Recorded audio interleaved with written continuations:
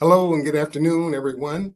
And thank you for joining today for this second episode of Meet the Contestants Behind the Pitch, where we're going to feature pitch competition winners from across the state of Michigan who have won competitions at either the local, the state, or the national level. And we want you to join in and be here today. We're glad you're here today to hear their stories and listening to their conversations as they talk about their experiences going through pitch competition and winning as well, because we want you to be the next big winner. My name is Ed Garner. I'm regional director here for the Michigan Small Business Development Center on the west side of the state.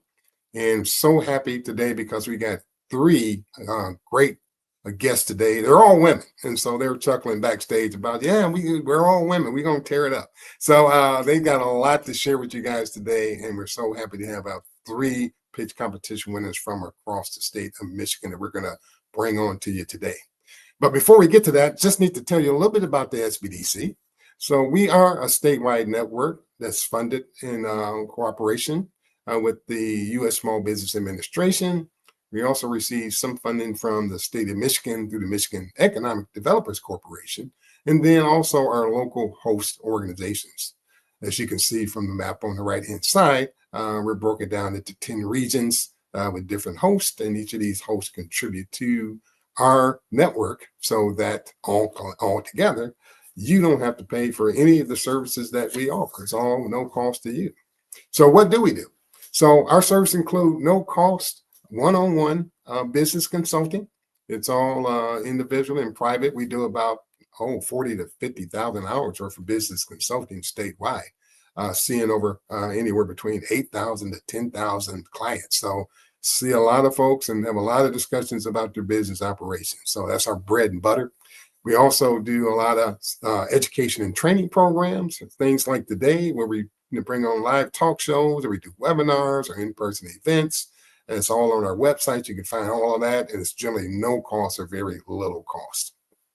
And then we also do secondary market research. So don't do the primary stuff, but we do stuff that's already in databases. We have access to a number of resources that we can pull from. So if you can't find something that you need, demographic information, psychographic information, sales data, competitive data, just whatever you think you need to make business decisions by, we possibly can find it for you and access for it to you at no charge to you.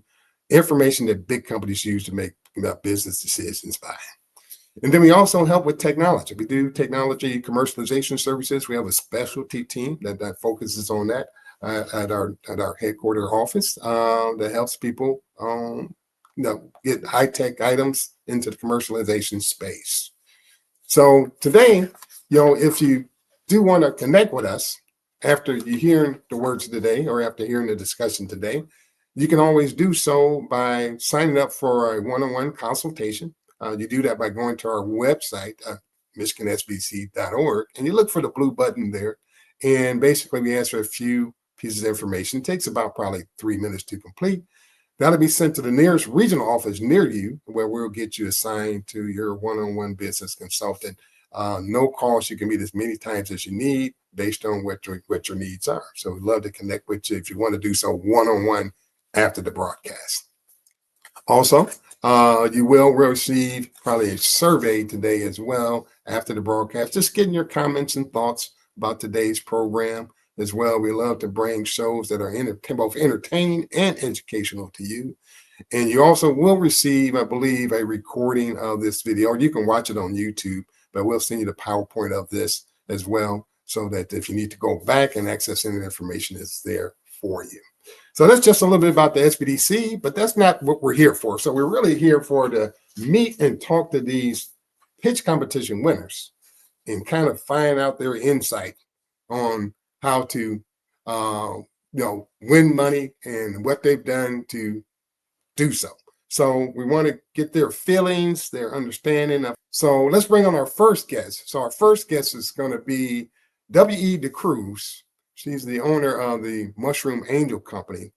As you can see there, she's won several pitch competitions, including Pitch Black Detroit, Base Blue Women's Funders Pitch, Making It in Michigan, and also Michigan Women's Forward. And so she's winning at least 3 or 4 of these pitch competitions, and really anxious to hear her conversation about her experiences. So, WE, why don't you come on to the stage?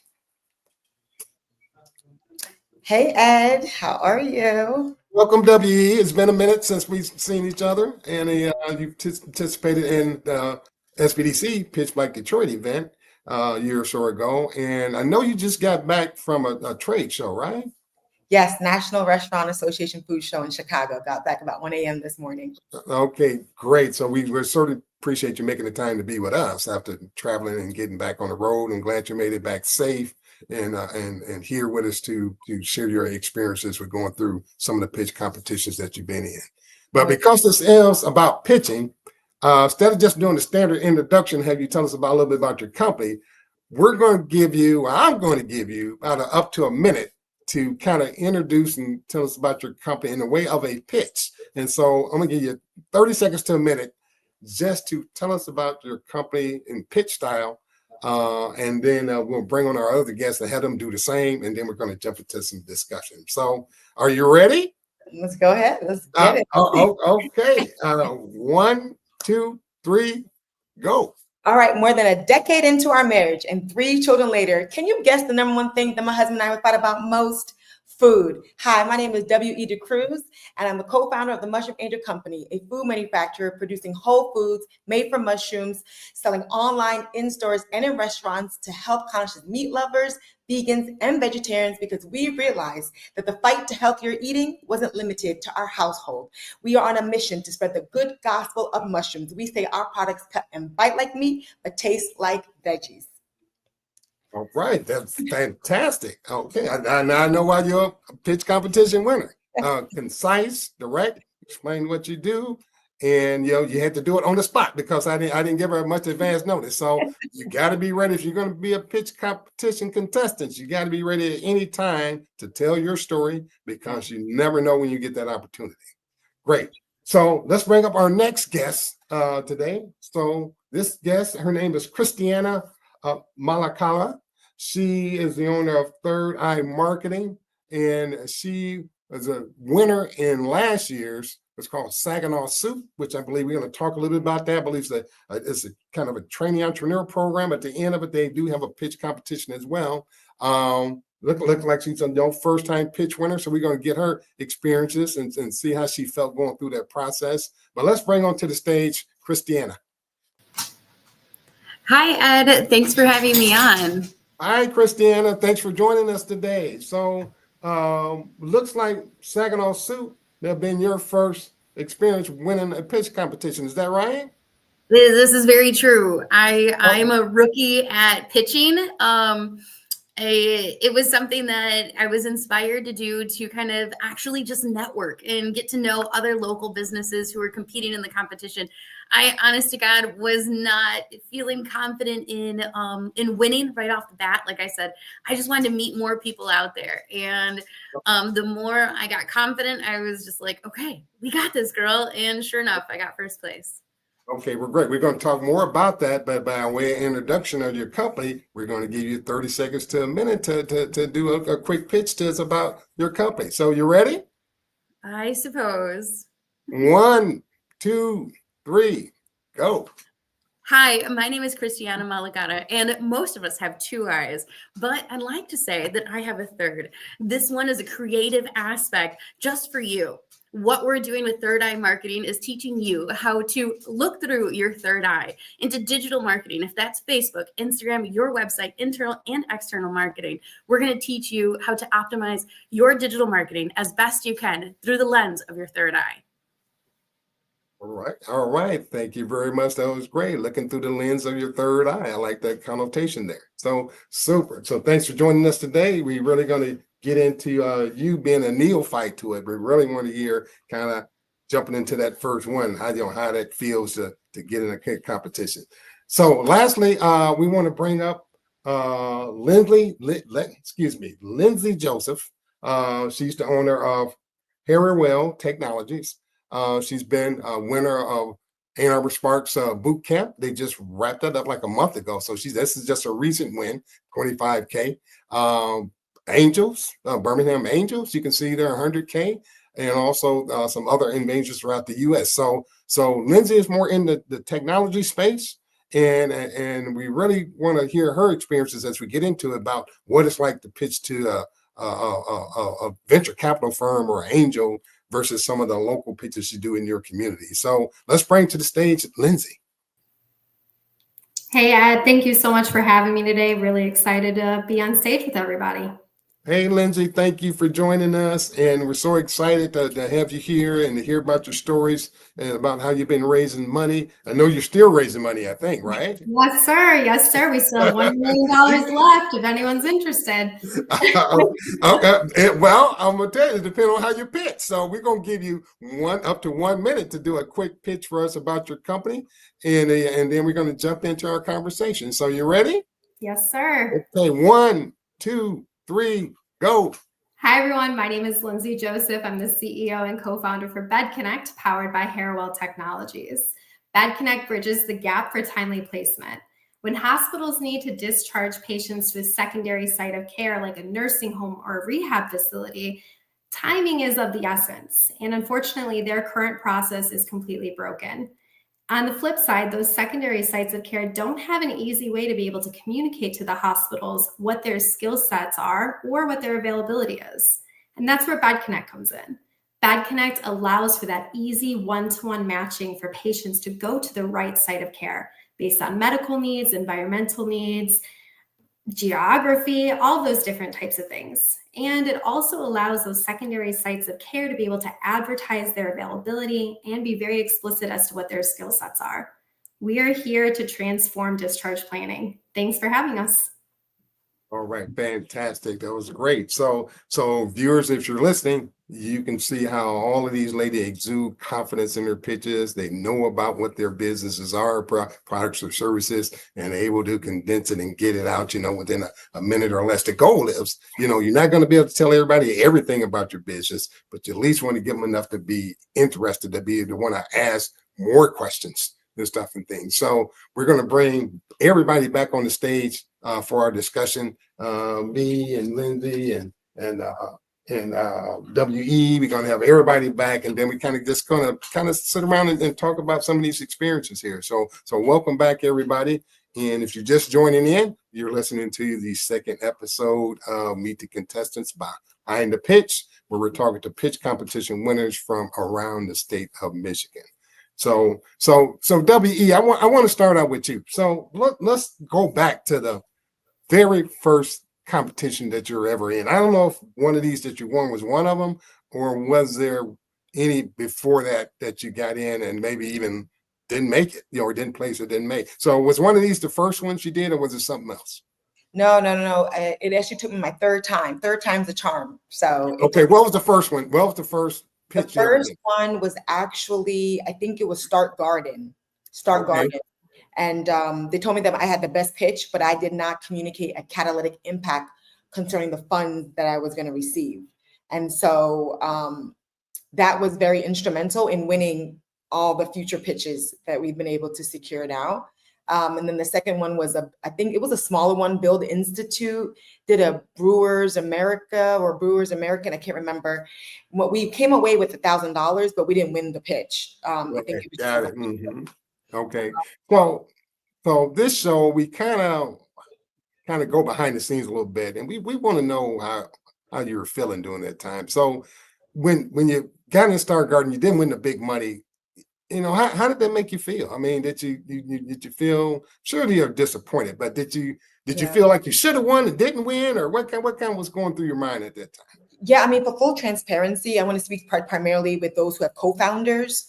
When you have a co-founder, my husband and I are co-founders of the Mushroom Angel Company, and we both have our strengths. I've always been very comfortable on stages. I think for me, it started with poetry slams in New York.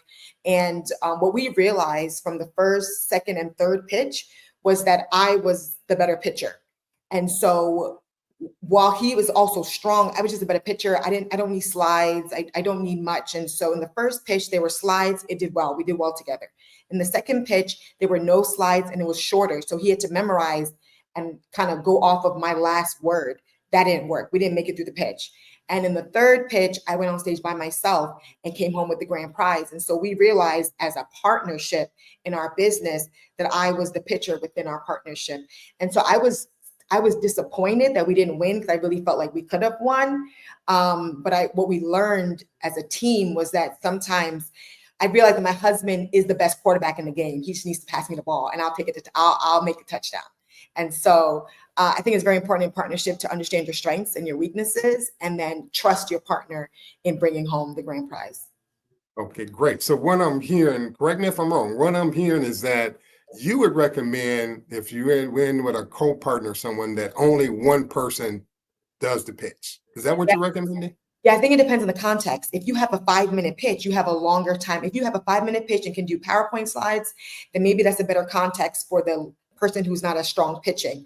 But if it's a context where you have 2 minutes, no slides, and you have to get on stage and pitch, and they're not a strong pitcher, like that context may not be conducive for them to have the most optimal experience. And so I realized that when the context has kept changing in the pitches, my partner's like weaknesses in that area started to kind of exacerbate. And so we had to make a real decision and say, okay, are you going to be the best quarterback in the game and toss me the ball? And I promise you, I can get to the touchdown. And that has been our strategy since, because he's great at presenting. That's fine, but pitching is a little different than just presenting. So I think the context is very telling of your strengths and your weaknesses, and that's very important to have an honest conversation around that. Great. So Christiana, this is your first, was this your first pitch competition you got into, Saginaw Soup? Sure was, yep. Okay, great. How did you even hear about it? Just locally. I do a lot of volunteerism, and I also am a chairwoman of a nonprofit in Saginaw. So, these things get passed along, right? These are opportunities for community members to really seize. And it just came across my desk, and I have an LLC, and I was like, you know what? Let's try and meet some cool people that are out there, and that's how it all started. But yeah, this is my first one. Okay, so you struck gold right from the beginning. So going into it though, did you think you were going to win at the beginning, or were you just saying, "Hey, I'll just give it a try and see what happens"? Or did you? That's what it was. I had learned about Michigan SBDC and the services provided, and I wanted to know more about that. But then it was in twofold, because I also wanted to just meet other people who were business owners or wanted to be business owners, and see if we had some commonality as far as struggles or successes. And I really did not think I was going to walk away with my first prize, because I was rooting on everybody else too. So it's just one of those things where you become friends. Honestly, the group ended up becoming cheerleaders for each other. And if I would have gotten last place, I still would have walked away thinking that it was a success. Okay, great. So Saginaw Soup, tell me a little bit about that. Is that a full train? You got to go through a full training program, like 6-8 weeks or something of training, or how does it work? You do. Yes, you do. So I believe it was about 8 weeks long. And I know that parameters changed for this season, for this year. And we met at Saginaw Valley State University down in downtown Saginaw. It's a remote location. And each week we would have slides to go through, exercises, conversation pointers, and then they were always great about reaching. We could reach out to them to actually look at the slides and say, yeah, we want you to succeed, and maybe this needs to be adjusted, or relook at these numbers. And so they were really teaching us at the same time. So like I said, if I would have came in last place, I would have won just from the amount of knowledge that I had gained. Okay, great. So I think that's an important point for our viewers. So sometimes it's not about the end money, right? It's about the training and education that you're going to get along the way. Is that what I'm hearing? I learned so much. So with my LLC, we had already been in existence for 4 years. And so I'm, walking into this thinking like, I got this. Like, I know what I'm doing with my business. I've been successful. And then I realized maybe I'm putting my energy, my efforts, my finances just not in the right place. And since learning, I don't want to say winning, but since learning about the things that I can do to really make my company better for my community, I've been a lot happier. Great. That's great to hear. So, Lindsay, I want to ask you, because she just went through a boot camp too at Ann Arbor Spark. So, was the boot camp similar? Was it like a 6 to 8 week type of program? How does that work? Very similar. And so this is also where I learned more about the SBDC and what the services that they offer. They were actually coaches in the boot camp. So it was something that was great. You started off. I actually got questioned a lot as to why did you do this boot camp? And for me, I was a former hospital CFO. I can speak corporate speak all day long, but when you actually start to talk entrepreneurial or VC, PE world, that's a whole different ball game. And so I really wanted to round myself out. And the Ann Arbor Entrepreneurial Boot Camp and SBDC has been able to help me with that. Okay, great. And what was your first win? Well, was it? I know it wasn't a boot camp. So, what was your first opportunity where you won money from an angel or VC or pitch or something? Can you remember that time? I've been raising for a little while now. I do remember my first my first pitch that didn't necessarily go the best, but it was just something where since then and just being able to tweak, it's been just high rising. So a little over a year ago, got the first angels in, and we were really able to refine. And every single pitch competition, the deal tank with Birmingham Angels and Cityside Ventures, versus the boot camp versus, hey, I'm going to reach out to somebody who owns a furniture business, right? Like those are all different things and how you present yourself, but your core message is the same. And that passion for your product has to come through. Okay, great. So I think, so we heard from WE, she said like along the way, we kind of learned, well, who's a better pitcher, type of thing. And who's a better, kind of behind the scene type person. So what, if you had to change something from that very first pitch you did, what did you change to get better to where you are now?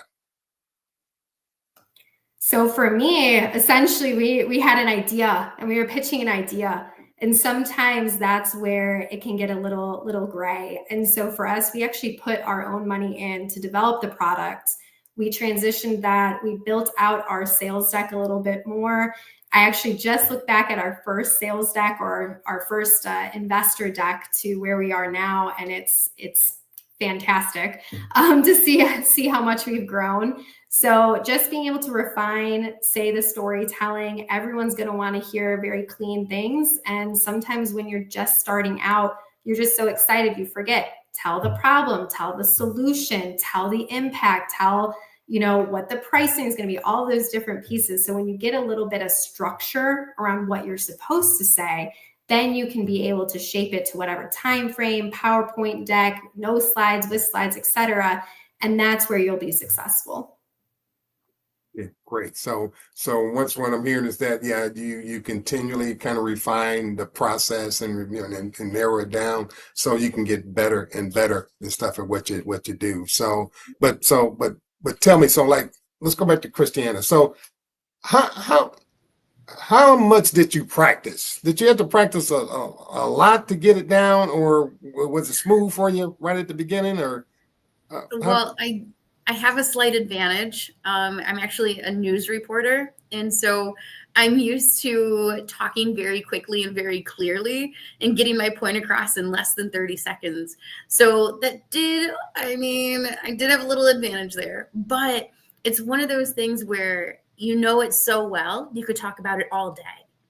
And so I have to echo Lindsay and say, getting those points across, making sure that your points are very clear and very clean.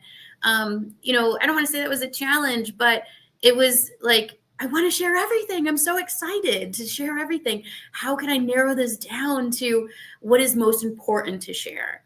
And then what is an example, right? So again, that slight advantage of having this company exist already in space here. I had testimonials that I could have shared. I had examples of a website before and after my services were provided that I could have shared. And now I know that for the future, and I encourage anyone to do that. If you have an example, let it speak for itself. Great. So WE, we always getting questions here at the SBDC about, where do I find out about these pitch competitions? You keep saying there, there's pitch competitions out there everywhere and more are coming. You won at least 4 and known of some others and stuff. Primarily, where are you finding out about, pitch competitions suitable for your business? Yeah, that's a really great question. I think this is where, that old adage that says your, what is the adage? Your network is your net worth. Mhm. And truly, you're always 1 or 2 people removed from opportunities that you can create. So a lot of the pitch competitions have really been people coming to me knowing that I am scaling this business with my family, and encouraging me to submit and pitch. Also just being connected. So just making sure I'm connected to the ecosystem. I will say Michigan, and I'll particularly talk about the city of Detroit. I believe we have one of the most sophisticated, exciting business ecosystems here in terms of resources and opportunities. And so there's always information being pushed out around pitches and what's happening as they foster economic development with entrepreneurship. So that's how we've been identifying pitch competitions, for sure. They say if your mouth is not open, your business is not open. So just make sure you're always in conversation so people know what you're looking for. And I want to piggyback off what you just said, WB. I had the opportunity, and I think you're from the East Coast, New York, if I read properly. But I had the opportunity to headquarter our business outside of Michigan. And our economic diversification outside of automobile, not that there's anything wrong with the automotive industry, but the grit in Michigan, the network in Michigan, the services that are available to people. Yes. These are all of the key reasons why I fought to ensure we could be headquartered in Michigan. So I just want to say thank you, Ed. Thank you to the SBDC. But WE, you're 100% correct in that Michigan has the capacity to be a big startup capital. Yes. Great. I'm sure our friends at the state would love to hear that. And so good. So I'm hoping they're watching. I hope they go back and watch the YouTube so they can get that plug about Michigan. You gave a shout out to Detroit and stuff as well. I'm on the west side, and we would say the west side is the best side. But what can I say? Up in the UP, they would say that up there is the best. So the whole state of Michigan is great. We got the strong entrepreneurial ecosystem, as you said. We need, and we want to expose people to it so they can tap into, what's available out there. Because a lot of times people just don't know what's available. That's why I'm asking you guys, where are you finding out about these pitch competitions? Where are you finding, angels at? And where are you finding, about these opportunities? Because a lot of people come to us and say, well, I never heard of it. Well, I missed the deadline. Well, you got to find ways to connect and keep up with these things to help motivate your business. So,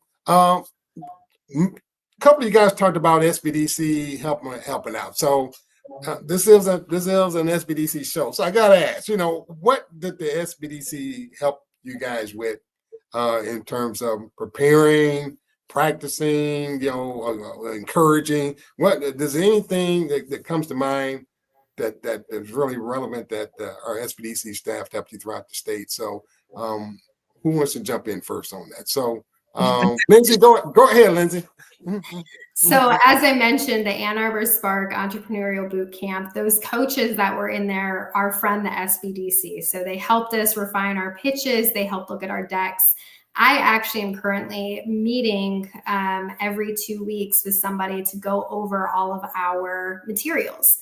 So we are bootstrapping this company. And so I wear 100 hats, including building decks out. And so for me, at times I can be a little bit wordy in my decks and not as visual. I'm not artistic like that. So being able to have those second set of eyes, being able to practice pitches, being able to say, hey, here's my sales deck. Can you take a look at this? Here's my one pager. Can you look at this?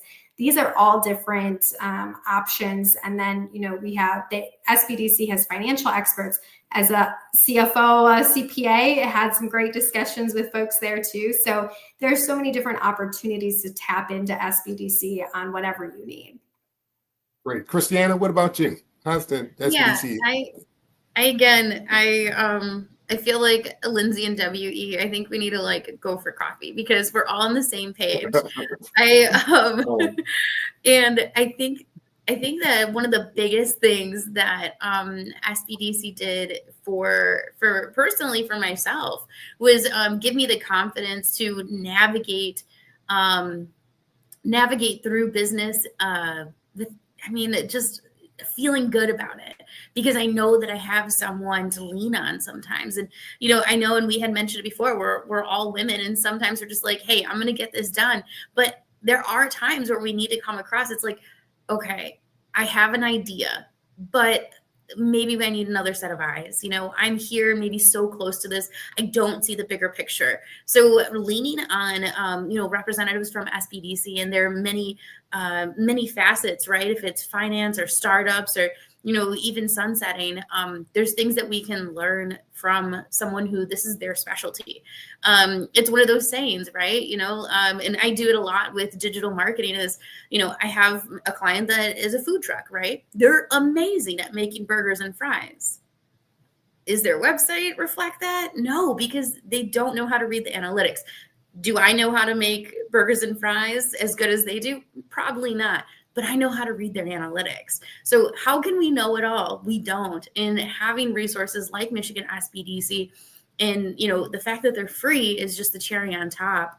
But, you know, I move more confidently through my community, knowing that when I have a question, I have someone to lean on. Yeah, I agree. And if I can just plug in for myself, Rita Hillman, my coach, Rita Hillman, was so instrumental during Pitch Black. I think SBDC partnering with organizations and creating programming that is very structured for entrepreneurs. One of the biggest challenges, as Lindsay said, is that we're in the matrix all the time of CEO, chief everything officer. Like, unfortunately, when we're bootstrapping, we do everything. And I think SBDC partnering and creating these programmatic opportunities creates this like linear, structured, like you have to get this done system for us. And that was the most beneficial. I don't think my pitch deck prior to Pitch Black and SBDC's resources was actually congruent or even effective prior to having to go through it, work with SBDC for the pitch competition, because I was just in the matrix of, you know, growing the team, building the business, making the products and marketing. And so I just want to acknowledge SBDC's resources and community and the availability and like just ad hoc availability to allow us to tap in when necessary and just create a structure for us as entrepreneurs. But sometimes we, as much as we feel structured, we're very much not structured. We're in the matrix of, you know, whatever fire we need to blow, you know, so yeah. It's a great testimony, guys. We certainly appreciate it. Once again, the SBDC services are all free and no charge to you. And so we meet confidentially with you and stuff as well. So once again, if you want to engage with an SBDC consultant, you just go to our website at michigansbdc.org and click on that blue button and register, and we'll get you hooked up. Okay. So we're there for you. No cost at all. So thanks for that testimonial. So I want to get back to kind of some emotions, some feelings, what you're going through with pitch competition. So I've been told, or I think the statistics say that the fear of public speaking is almost as great as the fear of death. So you guys may all be extroverted and comfortable getting up in front of an audience, but there may be viewers out there or people that's not as, you know, outgoing and stuff as you. And really, to get up there in front of an audience or in front of judges, whatever, is the most nerve-wracking thing that could happen. Matter of fact, we've helped some pitch competition folks before where they were ready to bag out actually the minute they get on stage. They just said, I can't do it. I can't do it. You know, we had to encourage them to get up there, and some of them were winners and stuff too. So how do you overcome that nervousness or jitterousness that you may have before you get ready to go on stage? Or what's kind of going through your mind? Is there anything you do to kind of relax yourself or get in the frame of mind, or what's happening during that process? People need to understand. Yeah, everybody's probably a little nervous. You're probably not a little nervous, probably something's wrong. But how do you overcome that to be able to present the best that you can? So let's start with you. How Yeah, great question, Ed. I will tell you, with all the pitch competitions, speaking engagements, I always have nerves in my stomach when I get on stage. It never fails. I always have to use the bathroom, or I have to, like, whatever the case is. Okay, maybe TMI, but like it's always something going on in my system that needs to be released. But I would say that I'm a very principled person, and there are some non-negotiable principles that I live by that help me to level up every time. The first one is I believe that the world is our stage. We have to stand tall and grow every day. And so it's just a concept I believe. Secondly, I believe that you create your world by your word. And so anything that I want to create in life is going to require that I am in communication and I am leveraging the power of language to make it happen and to see it come forth. And so it's within those principles that I tap in daily, even when I'm getting on stage, that I remind myself, like, if I want to create this new possibility for my business, I need to get into communication with this audience, with these judges. And so that's my assignment when I go on stage every time. But I will tell you that it has been years of practice unbeknownst to me. When I was in high school, I actually wrote a LinkedIn post about it when I was in reflection.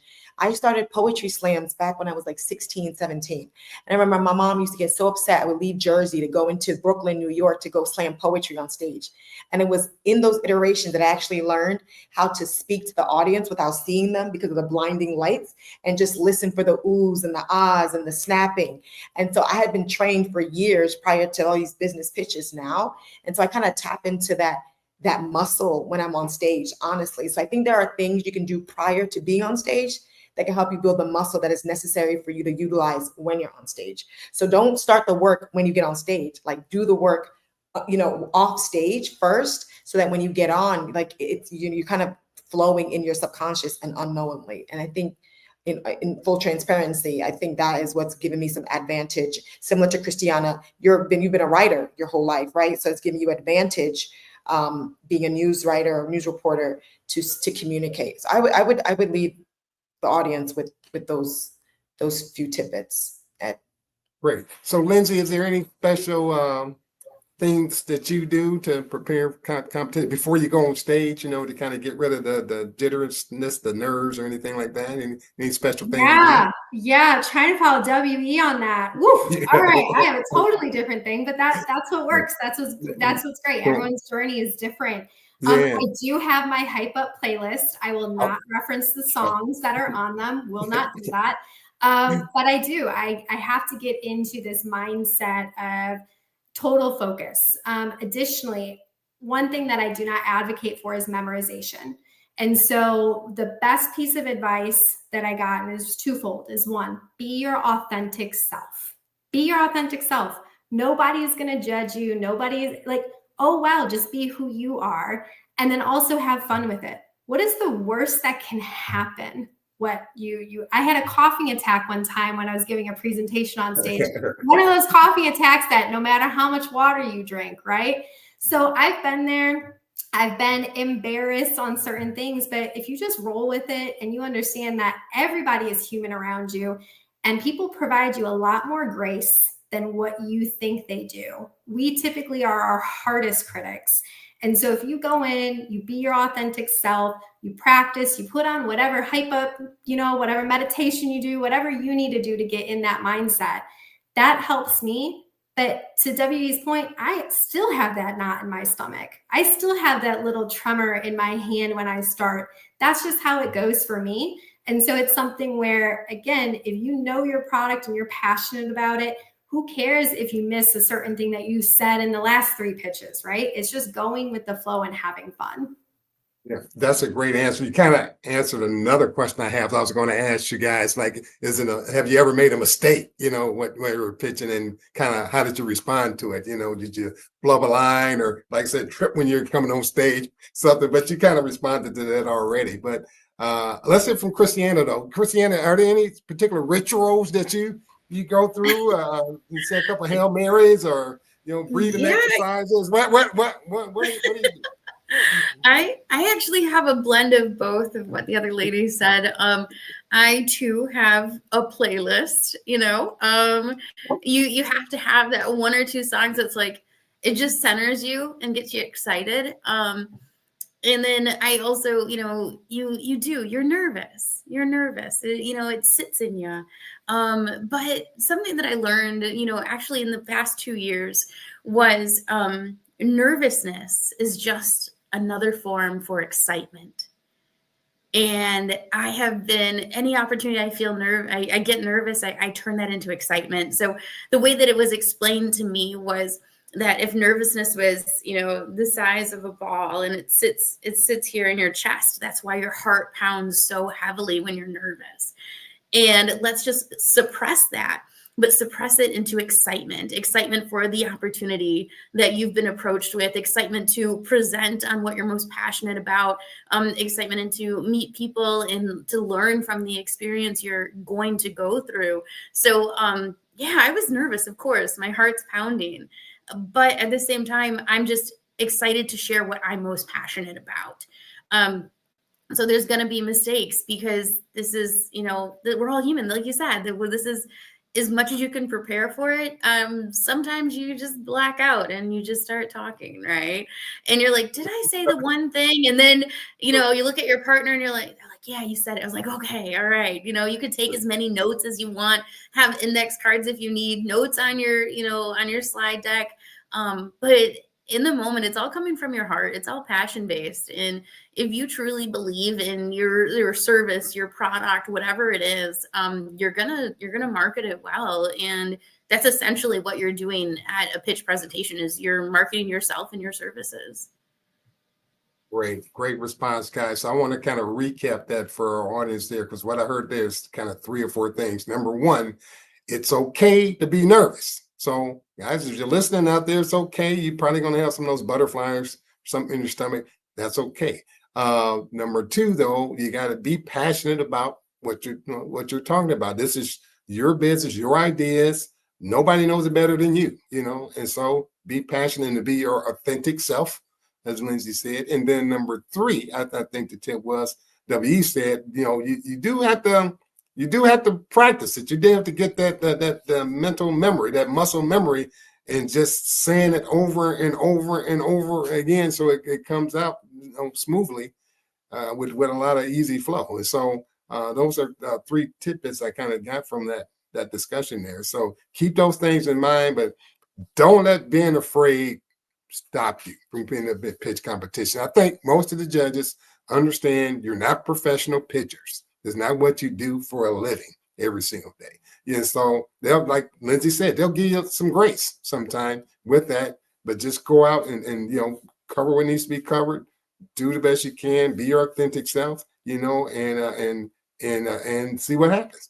Remember, in most pitch competitions, it's not just about what you do too, but it's what others do. So you are competing in some instances with others. So even if you did poorly, if everybody else does poorly, you still win. So you don't know how anybody else is going to do. So you go out there and do your best.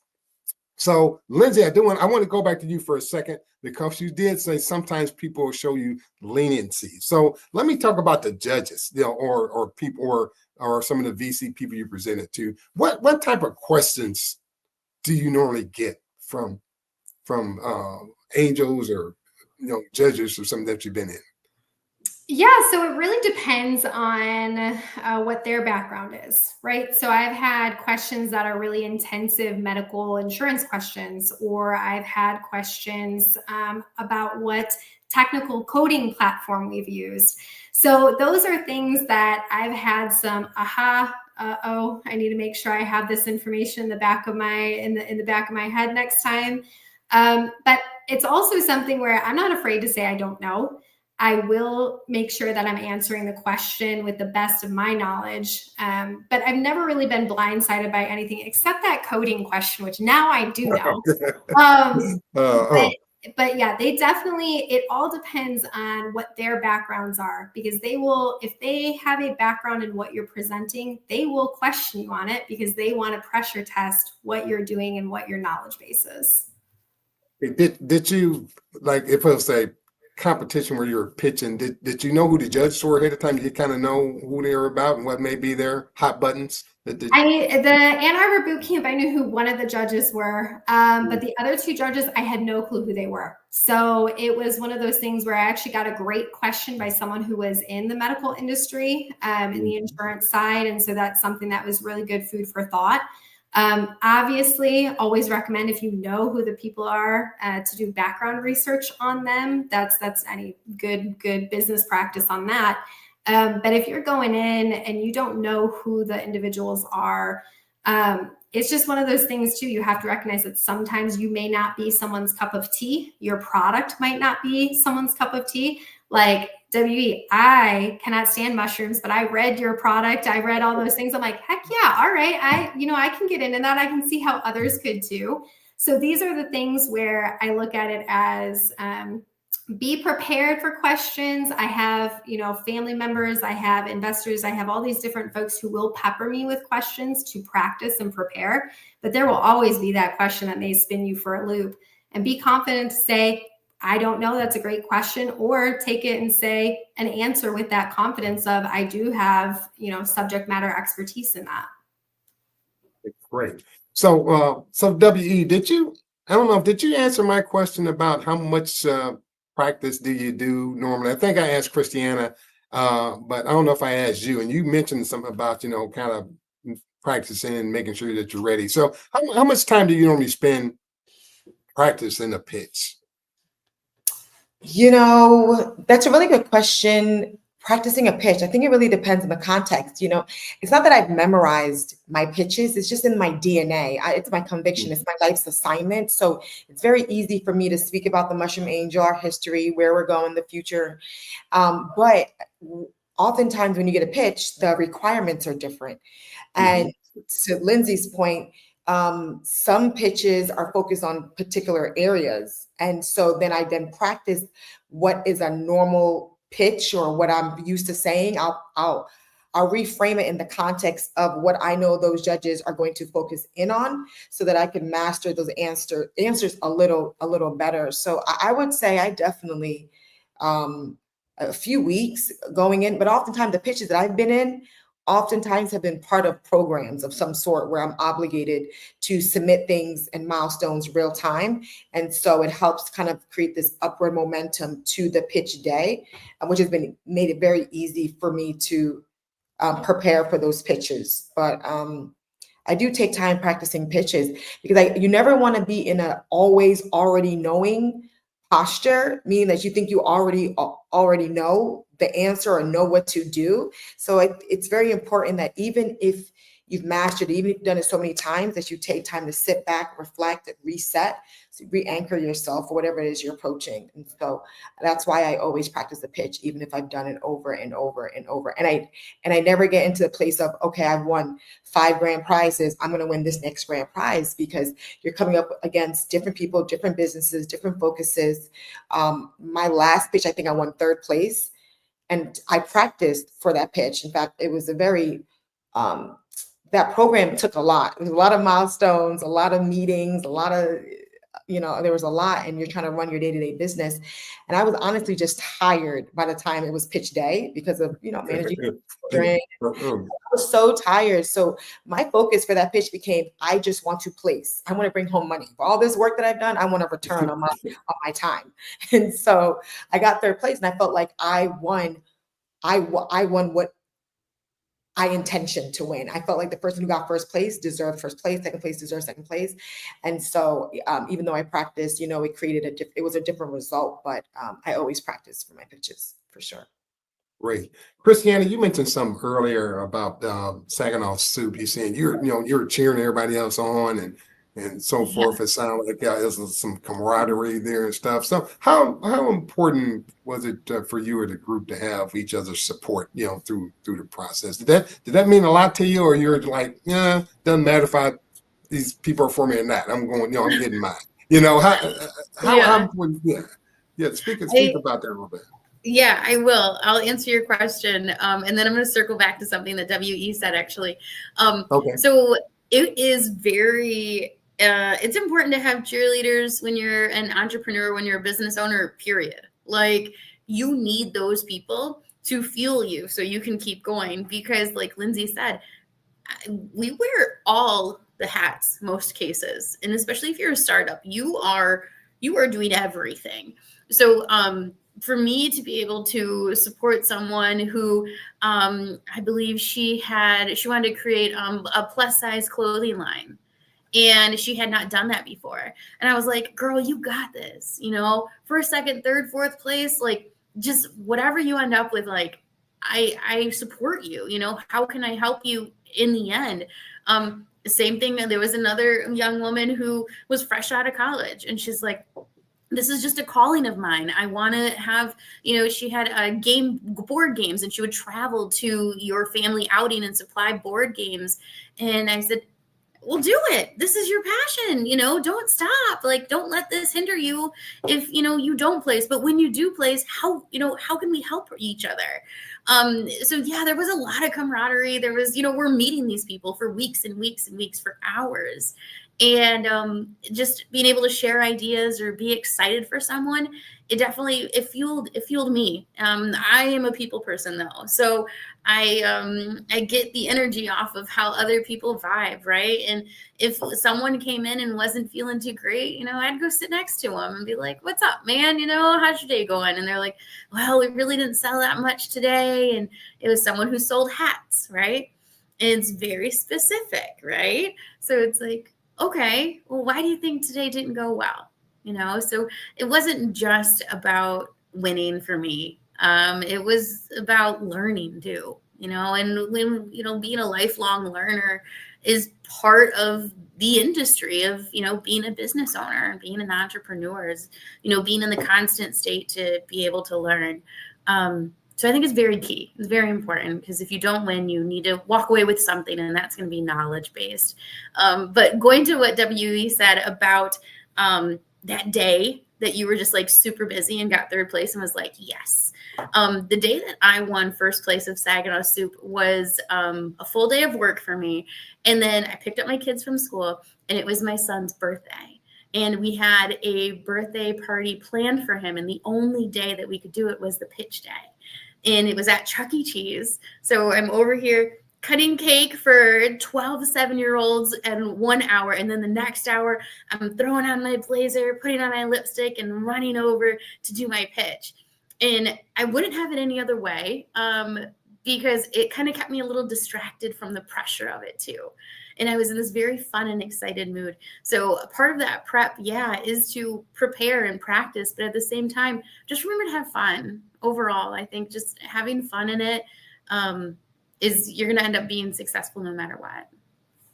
That's great advice. I like the having fun part, because you need to be able to enjoy the process. Sometimes it's daunting. I know sometimes you'll be exhausted after over when you go through an 8-week boot camp and stuff, but stick in there and have the best of fun. Sounds like building relationships and networks and stuff is some of the residual stuff that you get from coming through these competitions as well. So take all that with you. So we only have a few minutes left, so I kind of want to go around quick and see if you got any last minute quick thoughts for anybody watching that's interested in kind of winning a pitch competition. So Lindsay, go first. What last minute tip you got for folks out there? Like I said before, have fun, be your authentic self, and don't be afraid. Being on stage in front of folks or just talking to people asking for money can be very uncomfortable. And so this is something where, again, when you're prioritizing your product and your passion, this is what's going to help you win. So Ed, thank you so much for having me. And thank you to my angels, my investors, the pitch competition, everything that's helped Bed Connect get off the ground. So thank you. Thank you very much. W.E., what do you got for the people? What tip you got for them?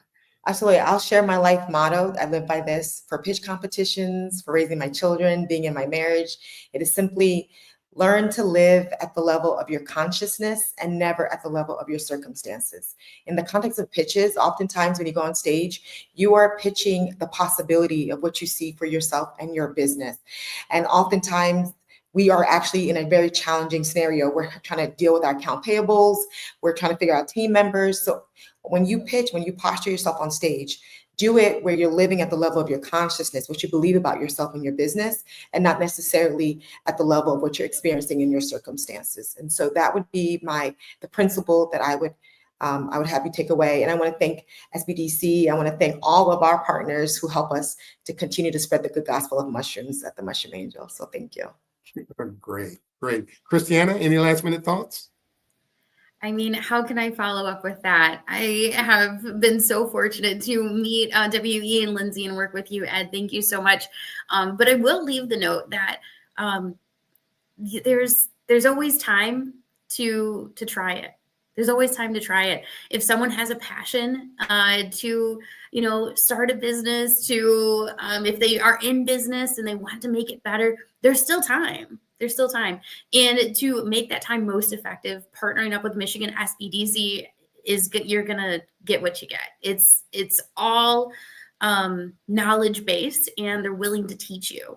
And like I said, being a lifelong learner as a business owner and entrepreneur, there's no better combination than being open to learning and partnering with Michigan SBDC to excel your business.